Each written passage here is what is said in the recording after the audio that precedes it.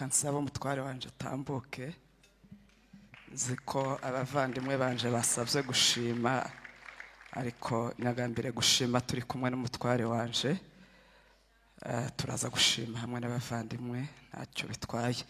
Ndashima Imana kubw'igitondo ciza iduhaye kugira ngo tuyishime yo yabikoze ihabwe icubahiro.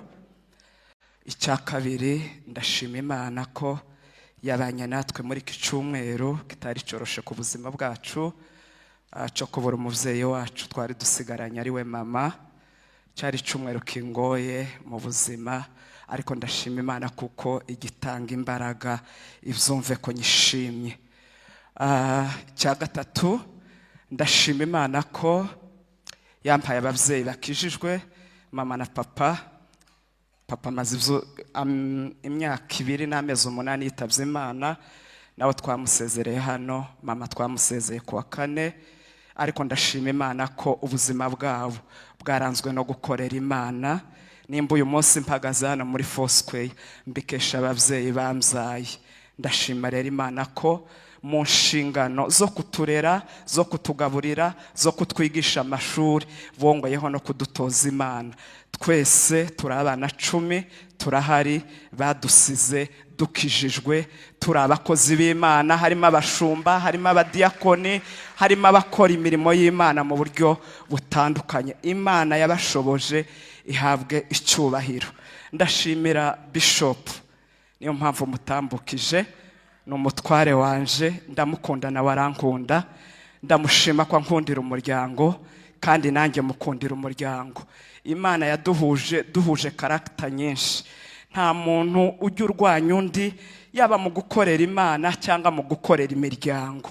Mu myaka abavyeyi banje bari bamaze hano irenga 5, Bishop yambereye amaboko kugira ngo nkorere data na mama iby'umutima wanje cyangwa iby'umwana agomba gukorera umuvyeyi. Si itorero gusa akorera, si umuryango wavuka gusa akorera, ahubwo n'umuryango wanje nshatsemo yambereye amaboko yaranshigikiye. Imana yo mu ijuru iguha umugisha. Ndashimira itorero Foursquare.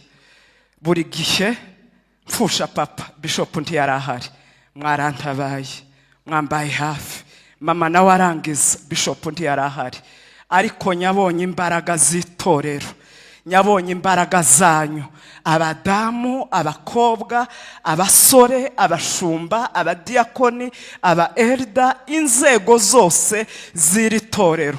Nyabonye amaboko yanyu mu rupfu rwa papa n'urupfu rwa mama, kandi mbibona ntari kumwe n'umutware wanje. Torero rya Foursquare, amagambo yanjye ni make yo kubashimira, ariko umutima niyo menshi. Turi abavyeyi banyu ariko mwatweretse ko muri abana bacu koko. Mwahagararanye nanze mu bihe byari bikomereye umutima wanje, ariko mumbera inshuti, murankomeza, mumbwira amagambo meza. Ndashimira Pastor Kado yabanye natwe kuva ku cyumweru batangira amateraniro mu rugo kugeza ku munsi wo kuwa 4 dusoza umuhango wo guherekeza mama. Imana iguha umugisha, warakoze cyane, wakoze ibikomeye, wakoze inshingano zawe. Ndashimira Pastor Ben. Pastor Ben twararanye hano muri overnight mu gitondo saa 3, niwo muntu wasengeye umubiri wa mama tujyana muri morgue. Ndabashimiye cyane bashumba, dufite abashumba beza bakora inshingano zabo. Ndashimira Pastor Nathan, buri muntu afite uruhare rwe. Nathan niwe twabanye kugeza ku munota wa nyuma dusoza ikiriyo. Mwarakoze, mwahagararanye nanje, mwanyeretse ko turi abashumba biri torero koko rya Foursquare, kandi ubumwe ni imbaraga zanyu nyazibonye aho nyarinzi keneye. Imana yo mu ijuru ibaho umugisha. Sinyoreka gushimira abadiakoni. Mama yaramaze umwaka wose atabasha kuza guterana hano. Abadiakoni nk'inshingano yanyu mwahitagamo umuntu ujya kumuhigaburo uko twakoraga igaburo hano. Abadiakoni bamushiraga igaburo mu rugo.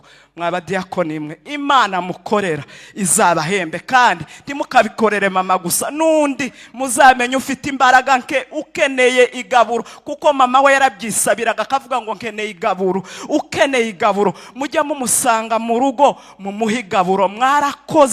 Mwarakoze mufatanyije na Pastor Turwa. ndashimira mama Yvonne yarantabaye ndabibona, ndashimira Claude warakoze ibintu byose byakoze umunsi wo kuwa gatandatu, ni wowe wabitanze, warakoze papa, Imana yo mu ijuru iguhe umugisha. Ndashimira Costa yahagararanye nanje mu bihe bikomeye, aho Bishop atarari, aho mwebwe mutari muri, Costa twari turi kumwe. Imana yo mu ijuru korera, Imana yakuzanye mu rugo rwacu ukatubera imfura y'umuhungu, tuzagushigikira muri ubu buzima, Imana ikidutije kubaho. Ndashimira mama Ange yakoze byinshi mu rugo, arenzaho abikorera kubera kuko ni umuyobozi wanje mu bamama, ni n'umuyobozi hano mu itorero, ni n'inshuti. Warakoze, ibyo wakoze narabizirikanye cyane. Ndashimira umukobwa witwa Nyambo, mu bakobwa baba muri Foursquare. Nyambo haguruka, Nyambo aza akora ikintu, Nyambo nace nimba cye ari hano nawe uhaguruke. Papa arangiza kwa Nyirinkwaya, nta muntu njya mpamagara, ariko aba bantu bombi niwo bangezeho umurambo wa papa ukiri imbere yanje. Nejo bundi mama arangiza nanone barongeye barahahurira muri ayo masaha mu gitondo, twararanye hano twese muri overnight. Imirimo myiza mukora, Imana yo mu ijuru izayibahembere. Ndasoreza ku muryango wa Moise na Kiyobe, mwarakoze cyane, ibyo mwakoze byankoze ku mutima. Kiyobe yateguye umubiri wa mama kuva tukiri mu rugo, kubera ko mama yarangirije mu rugo aja no kutegura muri morgue. Ibyo mwakoze itorero, abo mvuze sibo bakoze ibirenze, mwese mwarakoze, mwaradutabaye, mwaratwandikiye, mwatanze ubutunzi bwanyu, mwatanze umwanya wanyu, mwaradushigikiye, mwatubwiye ijambo ry'ihumure, abacuranzi baraje, buri muntu wese icyo yakoze mu mwanya wiwe. Imana idakiranirwa, twebwe twokiranirwa, ariko ijuru ridakiranirwa rizabahembe. Murakoze. Kubwo gusoza umunsi wa nyuma wa mama, nyateguye ituro ry'ibihumbi 50. Murakoze.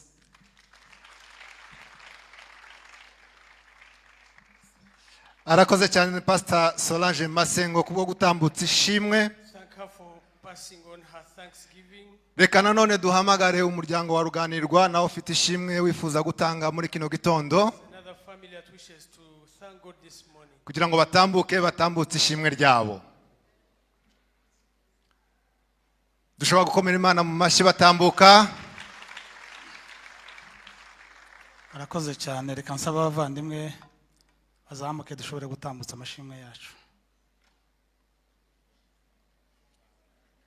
Ndasaba n'abana bari hano ko bazamuka bakaza tugafatikanya twese.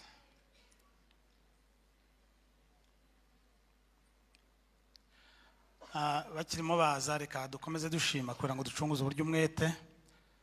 Duhagaze aha dushima Imana ku gikorwa gikomeye yashoboye kudukorera mu cyumweru gishize jima mu muryango, ariko ndashima Imana ko twabanye namwe, mwatubaye hafi, muradukomeza mu gihe kitari coroshe, mu gihe cyari gicuza umwijima. Ndashimira itorero, mu by'ukuri twabonye imbaraga zanyu, mwatubaye hafi kuva tukiri mu rugo, tutarashobora kujyana umubiri wa mukecuru wacu muri morgue, twababonye ku bwinshi. Naho tumugereje muri morgue, mwabanye natwe guhera kuwa gatandatu amaze kwitaba Imana kugeza ku munsi wo kumushingura, mwari muri kumwe natwe. Mugenzi wanje uvuye kuvuga yakoze details nyinshi agaragaza buri wese uruhare rwe. Nge byangora byenda kujya kubitandukanya mvuga ngo kanaka, ariko muri rusange Imana itazikiranirwa ngo yibagirwe imirimo y'abakiranutsi bayo bakora, ibahimigisha muri ubu buzima turimo. Indirimbo zarimbiwe hariya, service zitandukanye zagiye zitangwa hariya, mwazigizemo uruhare. Abenshi bandi bagiye baza kudutabara, ariko arimwe mwabigizemo uruhare rwa mbere. Ndabashimiye rero ku gikorwa cyari cyo cyose uwo ari we wese yakoze kivuye ku ndima y'umutima we, nubwo cyaba igikombe cy'amazi. Mwarakoze cyane, Imana ibahera umugisha. Cyongeyeho ndashimira Imana kuko ababyeyi bacu batubanjirije tukiriho twese uko tuvukana tugashobora kubaherekeza.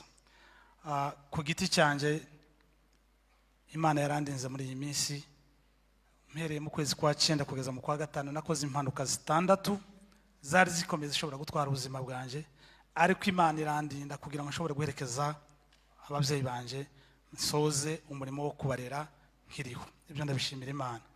Ndashimira Imana kubwa abagenzi banje nabo hari abo yagirinda bagiye bakora impanuka bamaze amezi menshi bari ku gitanda baryamye baracitse amagufwa, ariko Imana iraturinda twese kugira ngo tubone umunsi mukuru w'ababyeyi bacu.